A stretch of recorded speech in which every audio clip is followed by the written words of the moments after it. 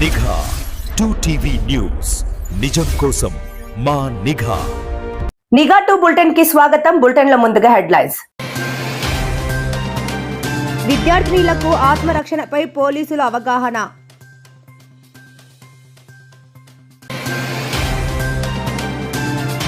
రాజంపేటలో open inter పరీక్షల ముసుగులో భారీ దోపిడీ.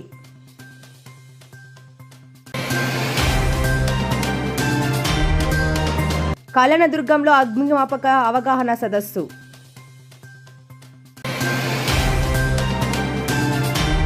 మారిన పాత బస్టాండ్ రూపురేఖలు, మేయర్ చొరవతో వేగంగా అభివృద్ధి పనులు. కడప వేదికగా చింతామోహన్ సంచలన వ్యాఖ్యలు, కేంద్ర రాష్ట్ర ప్రభుత్వాలే టార్గెట్. వైఎస్ఆర్ కడప జిల్లాలో విద్యార్థినుల భద్రత లక్ష్యంగా పోలీసులు కీలక అడుగు వేశారు. అంతర్జాతీయ మహిళా దినోత్సవం వారోత్సవాల్లో భాగంగా జిల్లా ఎస్పీ శ్రీ షెల్కే నచికేత్ విశ్వనాథ్ ఐపీఎస్ ఆదేశాల మేరకు ఎర్రగుంట్ల జిల్లా పరిషత్ హైస్కూల్లో ప్రత్యేక అవగాహన కార్యక్రమం నిర్వహించారు.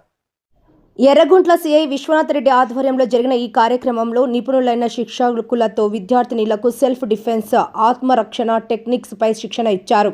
అపరిచితులు లేదా దుండగులు దాడికి ప్రయత్నిస్తే తమను తాము ఎలా కాపాడుకోవాలో ప్రాక్టికల్గా వివరించారు. ఈ సందర్భంగా సిఐ విశ్వనాథ్ రెడ్డి మాట్లాడుతూ, సెల్ఫ్ డిఫెన్స్ అంటే కేవలం శారీరక శక్తి మాత్రమే కాదు, ఆపద సమయంలో ధైర్యంగా స్పందించే మానసిక స్థైర్యం.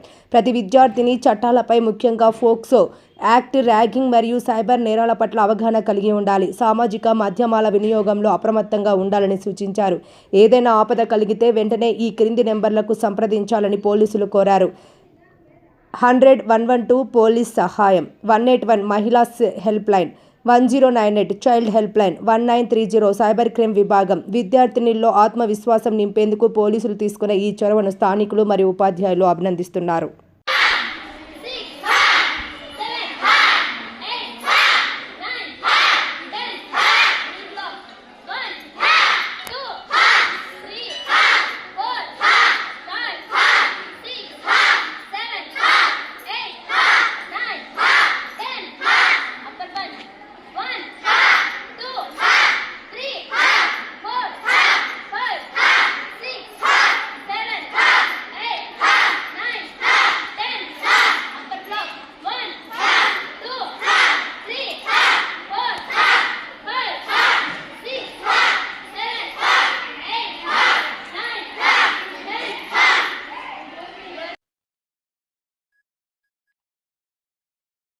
అన్నమయ్య జిల్లా రాజంపేట నియోజకవర్గంలో ఓపెన్ ఇంటర్ పరీక్షల నిర్వహణ ఆబాసుపాలు అవుతోంది. పరీక్షలు పకడ్బందీగా నిర్వహించాల్సిన జిల్లా విద్యాశాఖ అధికారి డిఈఓ, జిల్లా కోఆర్డినేటర్లు నిమ్మకు నీరెత్తినట్లు వ్యవహరించడంపై తీవ్ర విమర్శలు వ్యక్తమవుతున్నాయి. రాజంపేట, కోడూరు, చిట్వేల్, పుల్లంపేట సెంటర్లో నిబంధనలు గాలికొదిలేశారు. ఇన్విజిలేటర్లు, ఫ్లయింగ్ స్క్వాడ్స్ ఉన్నప్పటికీ విద్యార్థులు ఏకంగా పాఠ్య పుస్తకాలు పట్టుకొని లోపలికి వెళ్తున్నా పట్టించుకునే నాథుడే లేడు. ప్రభుత్వం నిర్ణయించిన ఫీజు కంటే అదనంగా విద్యార్థుల నుంచి భారీ మొత్తంలో డబ్బులు వసూలు చేసినట్లు ఆరోపణలు వస్తున్నాయి. పరీక్షకు హాజరైతే చాలు, పాస్ చేయించే బాధ్యత మాది అంటూ ప్రైవేటు, ప్రభుత్వ కోఆర్డినేటర్లు బరితెగించి హామీలు ఇస్తున్నారు. కూటమి ప్రభుత్వం విద్యారంగంలో విప్లవాత్మక మార్పులు తెస్తుంటే కొందరు జిల్లా స్థాయి అధికారులు మాత్రం అవినీతికి తెరలేపి విద్యాశాఖ మంత్రి నారా లోకేష్ గారికి, ప్రభుత్వానికి చెడ్డ పేరు తెచ్చేలా వ్యవహరిస్తున్నారు. ఈ అక్రమాలపై రాజంపేటలో విద్యార్థి సంఘాలు బగ్గుమన్నాయి. పరీక్షా కేంద్రాల వద్ద చీఫ్ సుబ్బారెడ్డితో విద్యార్థి నేతలు వాగ్వాదానికి దిగారు. టీఎన్ఎస్ఎఫ్ పార్లమెంట్ అధ్యక్షులు పోలి శివకుమార్ మాట్లాడుతూ, తక్షణమే అవినీతికి పాల్పడుతున్న అధికారులను తొలగించి కొత్త వారిని నియమించాలని డిమాండ్ చేశారు. రాష్ట్ర కోఆర్డినేటర్ నరసింహారావు స్పందించి విచారణ జరిపించట్టుకుంటే నేరుగా రాష్ట్ర విద్యాశాఖ ప్రిన్సిపల్ సెక్రటరీకి ఫిర్యాదు చేస్తామని హెచ్చరించారు.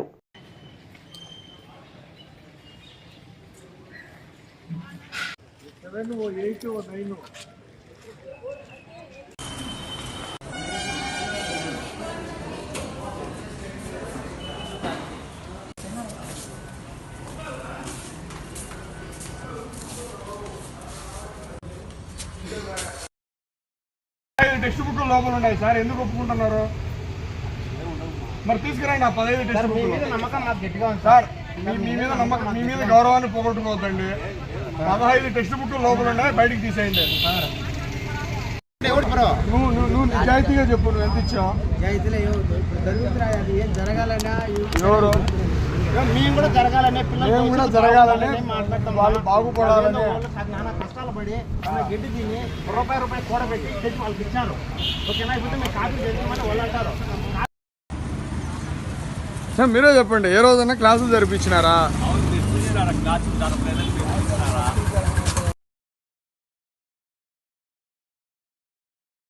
Shri Vivekananda English medium high school వేదికగా అగ్నిమాపక శాఖ ఆధ్వర్యంలో అగ్ని ప్రమాదాల నివారణపై ప్రత్యేక అవగాహన కార్యక్రమం నిర్వహించారు. అగ్నిమాపక శాఖ వారోత్సవాల్లో భాగంగా స్థానిక Shri Vivekananda English medium high స్కూల్లో అగ్నిమాపక పరికరాల ప్రదర్శనను ఏర్పాటు చేశారు. ఈ కార్యక్రమానికి ముఖ్య అతిథిగా విచ్చేసిన కళ్యాణదుర్గం అగ్నిమాపక శాఖ అధికారి ఎస్ఎఫ్ఓ శ్రీ ఎల్ వసంత నాయక్ జ్యోతి ప్రజ్వలన చేసి ప్రదర్శనను ప్రారంభించారు. వసంత నాయక్ మాట్లాడుతూ అగ్ని ప్రమాదాల నియంత్రణ అనేది కేవలం ఒక శాఖ బాధ్యత మాత్రమే కాదు, అది ప్రతి ఒక్కరి సామాజిక బాధ్యత. ముఖ్యంగా ఎండలు మండుతున్న వేసవి కాలంలో అగ్ని ప్రమాదాలు జరిగే అవకాశం ఎక్కువగా ఉంటుంది. ఇలాంటి సమయంలో ప్రజలు అత్యంత అప్రమత్తంగా ఉండాలి. ప్రమాదం జరిగినప్పుడు భయాందోళనకు గురి కాకుండా సమయస్ఫూర్తితో ఎలా వ్యవహరించాలో విద్యార్థులు తెలుసుకోవాలి. ఈ సందర్భంగా విద్యార్థులకు అగ్నిమాపక యంత్రాల పనితీరుపై ప్రత్యక్ష ప్రదర్శన డెమో నిర్వహించారు. ప్రమాదం జరిగినప్పుడు ప్రాణ ఆస్తి నష్టాన్ని ఎలా తగ్గించవచ్చో అధికారులు వివరించారు. ఈ ప్రదర్శన విద్యార్థులకు ఉపాధ్యాయులకు ఎంతో విజ్ఞానదాయకంగా నిలిచింది. ఈ కార్యక్రమంలో పాఠశాల కరస్పాండెంట్ శ్రీమతి సునీత సంగప్ప, అకాడమిక్ డైరెక్టర్లు శ్రీ నరసింహాచారి, శ్రీ మహబూబ్ జాన్, ప్రధానోపాధ్యాయులు శ్రీ విశ్వనాథ్ మరియు ఉపాధ్యాయ బృందం పాల్గొన్నారు. విద్యార్థుల్లో అవగాహన కల్పించేందుకు ఇలాంటి ప్రదర్శనలు ఏర్పాటు చేసిన అగ్నిమాపక శాఖను పాఠశాల యాజమాన్యం అభినందించింది.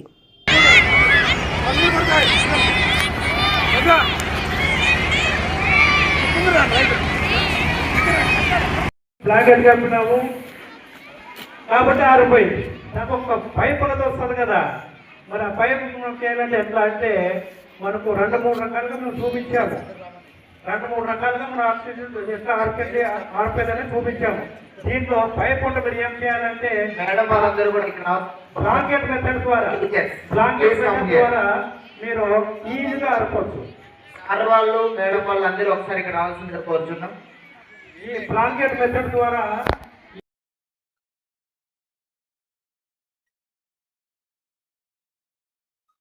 నగర అభివృద్ధిలో భాగంగా మేయర్ పాక సురేష్ కుమార్ చేపట్టిన ప్రత్యేక పర్యవేక్షణ సత్ఫలితాలను ఇస్తోంది. గత జనవరి 28 నుండి 30వ డివిజన్ లో నిర్వహించిన మార్నింగ్ విజిట్ లో గుర్తించిన సమస్యలకు నేడు పరిష్కారం లభించింది. ముఖ్యంగా పాత బస్టాండ్ సర్కిల్లో ట్రాఫిక్ ఇబ్బందులు లేకుండా ఉండేందుకు ప్యాచ్ వర్క్ పనులు, రాత్రి సమయాల్లో వెలుగుల కోసం హైమాస్ లైట్ల ఏర్పాటుకు మేయర్ అధికారులను ఆదేశించిన సంగతి తెలిసిందే. మేయర్ ఆదేశాల మేరకు సుమారు 5 లక్షల రూపాయల వ్యయంతో యుద్ధ ప్రాతిపదికన పనులు ప్రారంభమయ్యాయి.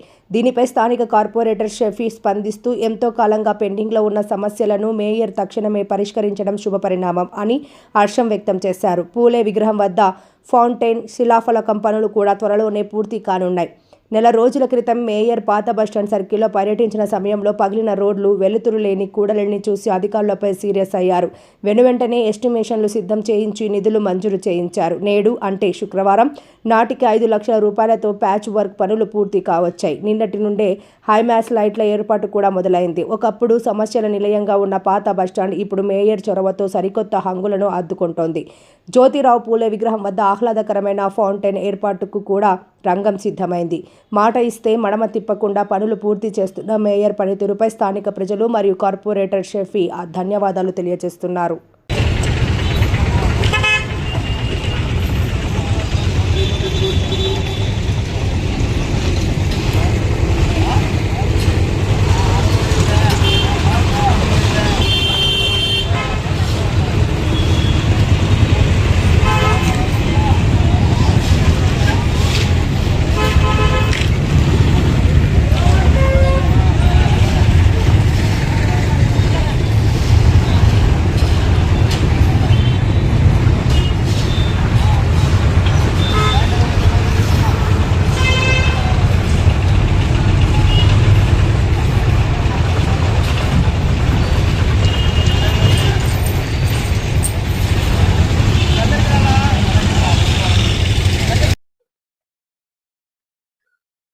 కడప రాజకీయాల్లో ఒక్కసారిగా వేడి పెరిగింది. కాంగ్రెస్ పార్టీ సీనియర్ నేత మాజీ కేంద్ర మంత్రి చింతామోహన్ నేడు కడప ప్రెస్ క్లబ్ లో ఏర్పాటు చేసిన మీడియా సమావేశంలో సంచలన వ్యాఖ్యలు చేశారు. రాష్ట్ర మరియు కేంద్ర ప్రభుత్వాల వైఫల్యాలను ఎండగడుతూ ఆయన ధ్వజమెత్తారు. మరిన్ని వివరాలు మా నిఘా 2 ప్రతినిధి రామన్ అందించడం జరిగింది. శనివారం ఉదయం కడప ప్రెస్ క్లబ్ వేదికగా కాంగ్రెస్ సీనియర్ నేత చింతామోహన్ విలేకరుల సమావేశం నిర్వహించారు. ఈ సందర్భంగా ఆయన మాట్లాడుతూ ప్రస్తుత రాజకీయ పరిణామాలపై తనదైన శైలిలో విమర్శలు గుప్పించారు.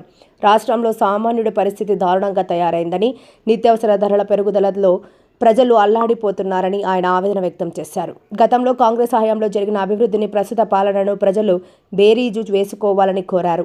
అటు కేంద్రంలోని బీజేపీ, ఇటు రాష్ట్రంలోని అధికార యంత్రాంగం ప్రజా ప్రయోజనాలను విస్మరించాయని ఆయన మండిపడ్డారు. విభజన హామీల అమలులో జరుగుతున్న జాప్యంపై గట్టిగా నిలదీశారు. ప్రత్యేకించి రాయలసీమ ప్రాంతానికి రావాల్సిన పరిశ్రమలు, నిధుల విషయంలో పాలకుల నిర్లక్ష్యంగా వ్యవహరిస్తున్నారని ఆగ్రహం వ్యక్తం చేశారు. కడప స్టీల్ ప్లాంట్ వంటి కీలక ప్రాజెక్టుల పురోగతి ఏదని ఆయన ప్రశ్నించారు. దేశంలో మళ్లీ కాంగ్రెస్ పార్టీ అధికారంలోకి వస్తేనే సామాజిక న్యాయం జరుగుతుందని, బడుగు బలహీన వర్గాల అభ్యున్నతి సాధ్యమవుతుందని చింతామోహన్ ధీమా వ్యక్తం చేశారు. ఈ సమావేశంలో జిల్లా స్థాయి కాంగ్రెస్ నాయకులు, కార్యకర్తలు పెద్ద సంఖ్యలో పాల్గొన్నారు. చింతామోహన్ చేసిన ఈ వ్యాఖ్యలు ఇప్పుడు జిల్లా రాజకీయ వర్గాల్లో చర్చనీయాంశంగా మారాయి. అధినేతకు ఈ విధమైనటువంటి మరణం ఏ దేశానికి మంచిది కాదు, ప్రపంచానికి కూడా భవిష్యత్తులో మంచిది కాదని తెలియజేస్తూ, ఈ మధ్యకాలంలో ప్రపంచంలో ఉన్నటువంటి దేశాధినేతలు పొరపాట్లు చేయడం ప్రారంభించారు. ఒక సెక్స్ స్కాండల్లో ఇరుక్కున్నారు దేశాధినేతలు. ట్రంప్ మొదలుకొని, నేను భారతదేశంలో ఉన్న అధినేతల గురించి నేను మాట్లాడదలుచుకోలేదు, కానీ పేరెత్తి అందరూ సెక్స్ స్కాండల్లో ఇరుక్కుపోయారు. ఈ విషయం నాకు ఈరోజు బయటకు వచ్చింది, కానీ 3 సంవత్సరాల ముందు నుంచి తెలుసు నాకు. ఈ స్కాండల్లో నుంచి బయటకు రావాలన్న ప్రయత్నాలు, సైగ్గా ఇక్కడి నుంచి మనుషులు పోవడం, ఆడ కాదనడం, రావడం ఎన్ని జరుగుతూ వస్తున్నాయి గత 3 సంవత్సరాలు. ఈ ఎప్స్టీన్ అనేవాడు సెక్స్ బ్రోకర్. వీడు ఈ దేశాధినేతలకు ఉన్నటువంటి వ్యక్తిగత బలహీనతల్లో వీడు ప్రయోజనంగా తీసుకుంటూ వాళ్ళకు కావాల్సినటువంటి సదుపాయాలు ఏర్పాటు చేస్తూ అందరినీ భయభ్రాంతులు చేశారు. అందువల్లే ఈరోజు ప్రపంచంలో సంక్షోభం వచ్చింది. ఎటువంటి సంక్షోభం అంటే, రేపటికి మన గ్యాస్ సిలిండర్ ఉంటుందా లేదా అనేది కూడా ఎవరికీ తెలియదు. ఓకే, మన ఇళ్లలో పెట్రోలు సిలిండర్లు తెచ్చిపెట్టుకునే పరిస్థితి వచ్చేసింది. మరి అటువంటి పరిస్థితుల్లో మనం ఈ సెక్స్ స్కాండల్ వల్ల ఈ సమస్యలు ఎదురైనాయి. ఎందువల్ల సమస్యలు ఎదురైనాయంటే, ఇరాన్లో కొంతమందికి ఈ సెక్స్ ర్యాకెట్ తెలుసు. మొత్తం కాగితాలు వాళ్ళ దగ్గర ఉన్నాయి, ఎవరెవరు ఎక్కడ ఏం చేశారు అన్నది. ఇది బయటపడకుండా ఉండాలన్న ఉద్దేశంతోనే వాళ్ళ పైన బాంబులు పడ్డాయి. వాళ్ళు చంపబడ్డారు. దీంట్లో అనుమానమే లేదు. ఇంకా రావాల్సినవి చాలా చాలా చాలా ఉన్నాయి. ఈరోజు తలెత్తుకొని తిరిగేటువంటి నాయకులు తల దించుకొని తిరగాల్సిన రోజులు వస్తున్నాయి. భయపడుతున్నారు. ఇది వాస్తవం. మరి ప్రపంచంలో గొప్ప సంక్షోభం, ధరలన్నీ పెరిగిపోబోతున్నాయి. వంకాయ ధర మొదలుకొని మరి అన్ని ధరలు పెరిగిపోబోతున్నాయి. ఆర్థిక మాంద్యం రాబోతా ఉంది. రూపాయి విలువ పూర్తిగా పడిపోయే పరిస్థితులు వచ్చేసాయి. ఎగుమతులు లేవు, దిగుమతులు ఉండవు. మరి పెట్రోల్ రావడం పోవడం ఇవన్నీ. మరి ముఖ్యంగా ఒక్క విషయాన్ని చెప్పదలుచుకున్నాను. భారతదేశ స్వతంత్ర దేశం, సౌభ్రాతృత్వం, మరి అటువంటి భారతదేశం ఇందిరాగాంధీ, జవహర్లాల్ నెహ్రూ ఉన్నప్పుడు కొందాగా ఉండిపోయాం మొన్న మన్మోహన్ దాకా. మరి నెల రోజులు పర్మిషన్ ఇస్తున్నారని ట్రంప్ చెప్పడం బాధాకరం, సిగ్గుచేటు భారతదేశానికి, భారతదేశ అధినేతలకి. అరే నువ్వు తీసుకోరా నాయన, ఒక నెల రోజులు రష్యా నుంచి ఆయిల్ నేనేం అడగను రా నేను అంటున్నాడు అని అంటే అది భారతదేశ బలహీనతకి ఇది ఒక నిదర్శనం. వాడేవాడు మనకు చెప్పేదానికి, వాడి దేశాన్ని గురించి వాడు చూసుకోవాలి.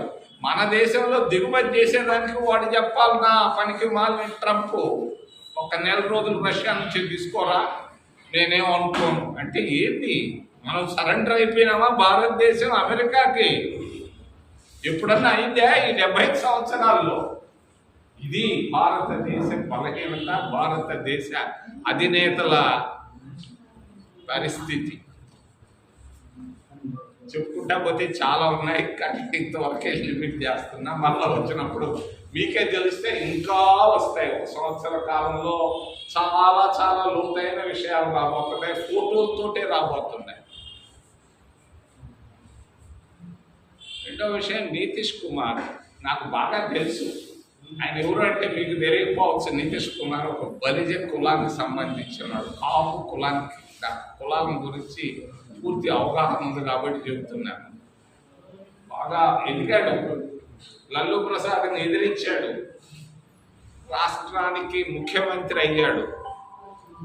చివరికి నాకు అనిపిస్తాం, నేను ఊహించాను 3 సంవత్సరాల నాడే ఊహించాను ఇది జరుగుతుంది అని. నితీష్ కుమార్ లొంగిపోయాడు భారతీయ జనతా పార్టీ. ఒక ముఖ్యమంత్రి ఏంది తల ఉంచుకొని, మొన్న మీరు చూసారో లేదో నామినేషన్ పేపర్లు వేస్తున్నాడు, పక్కనే ఒక ఆయన కూర్చొని వేయి అంటున్నాడు. భారతీయ జనతా పార్టీ ఉత్తరప్రదేశ్ని ఎట్లా కబళించిందో అదేవిధంగా బీహార్ను కూడా మింగైపోతున్నారు. ఇది గమనార్హం. ఇది జరగబోయేటువంటి భవిష్యత్తు. మరి చంద్రబాబు నాయుడు పరిస్థితి కూడా అదే. ఈరోజో రేపో అప్పుడే పెద్ద పెద్ద టీవీ ఛానల్లో వెళ్తున్నాడని చెప్పేస్తున్నారు, వాళ్ళ ఛానల్సే చెప్తున్నారు. అన్నిటికీ కారణం కొందరి బలహీనతలు కూడా కారణం. మరి నాకైతే మా మిత్రుడు, మా తిరుపతి మిత్రుడు ఒక సంవత్సరం. వార్తలు ముగించే ముందు ముఖ్యాంశాలు మరోసారి. విద్యార్థినులకు ఆత్మరక్షణపై పోలీసుల అవగాహన.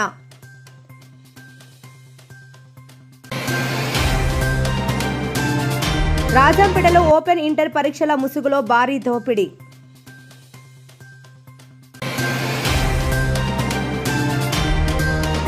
కళ్యాణదుర్గంలో అగ్నిమాపక అవగాహన సదస్సు.